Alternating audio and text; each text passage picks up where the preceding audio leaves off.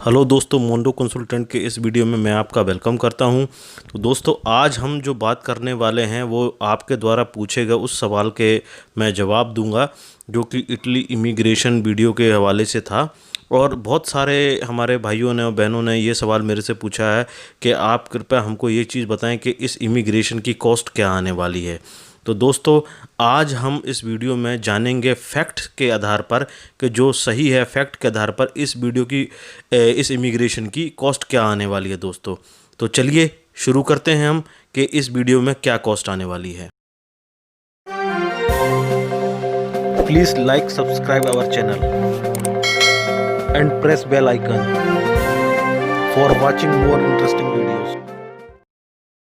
Immigration की cost के हवाले से अगर हम बात करते हैं तो दोस्तों, अगर आपका मालिक खुद है जिसके पास आप रियल्टी में काम कर रहे हैं और वो मालिक आपके डॉक्यूमेंट जमा करवा रहा है, तो दोस्तों यहाँ पर गौर करने वाली बात है कि आपको सिर्फ जो है गवर्नमेंट की एप्लीकेशन फ़ी पे करनी होगी। क्योंकि अगर मालिक आपका कॉन्ट्रैक्ट करता है और आपका टैक्स वगैरह पे करता है तो आपको यहाँ पर सोचने वाली बात है कि आपको कोई भी किस्म का कोई खर्चा आने वाला नहीं है।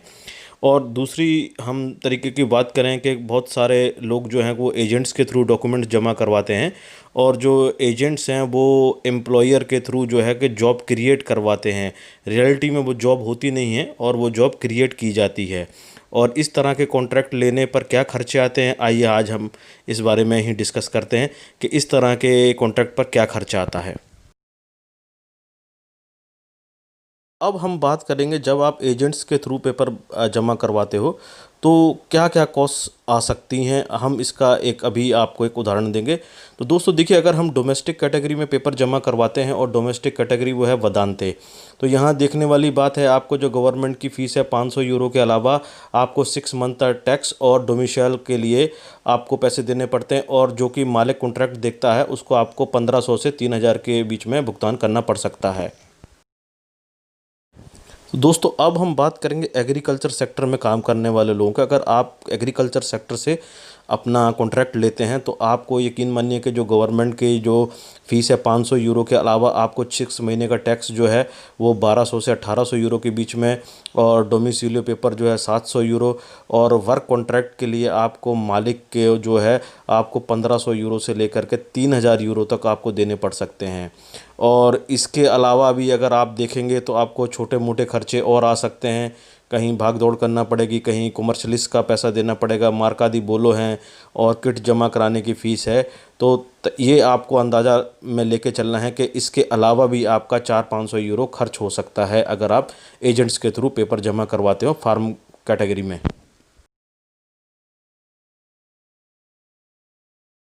दोस्तों, अब हम बात करेंगे डोमेस्टिक वर्कर्स की ही सेकंड कैटेगरी जो कोल्फ है।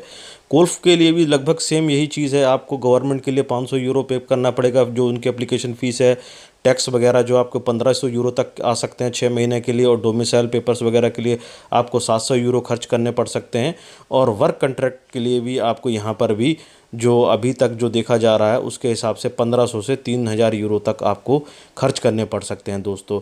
और इसके अलावा भी अगर आप दोस्तों देखें तो बहुत सारी हिडन कॉस्ट्स भी आ जाती हैं, जो छोटे मोटे खर्चे आ जाते हैं किट वगैरह के, मार्का दी बोलो वगैरह के, वो सारे ही आपको ही पे करने पड़ते हैं। और इसके अलावा दोस्तों आपको एजेंट्स को भी पैसे देने होंगे, और यहाँ तक जो है वो आपका खर्चा तकरीबन आ सकता है इस इमिग्रेशन के हवाले से अगर हम एजेंट्स के थ्रू पेपर जमा करवाते हैं अपने।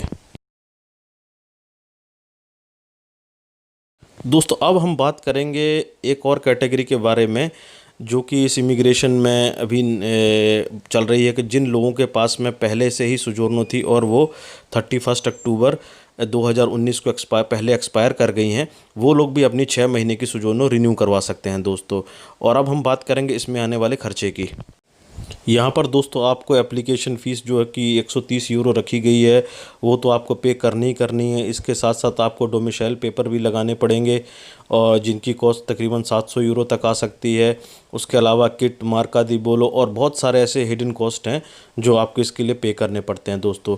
पर इसमें आपको यह है कि आपको 6 महीने की ही सोजोर्नो मिलेगी, और जो सोजोर्नो है वो इंटरनल सोजोर्नो है, इटली तक ही वैलिड रहेगी। इसके बाद आपको नेक्स्ट सोजोर्नो आपको रिन्यू करवानी पड़ेगी कॉन्ट्रैक्ट के साथ में।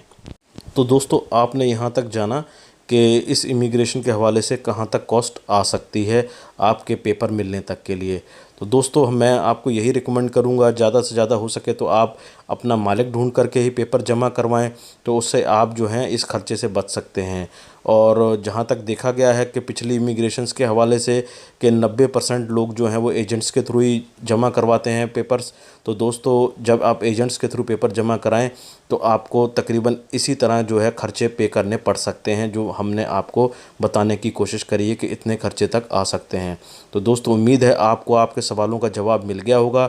दोस्तों अगर आपके पास और इसके हवाले से कोई सवाल है इमिग्रेशन के तो प्लीज़ हमको सवाल पूछिए, हम आपके सवालों का जवाब देने की कोशिश करेंगे दोस्तों। तो इसी तरह से ये मोंडो कंसल्टेंट के वीडियो देखते रहिए दोस्तों। हम इसी तरह इमिग्रेशन के हवाले से कोई भी आपके मन में सवाल है हम उसका जवाब देने की कोशिश करेंगे दोस्तों।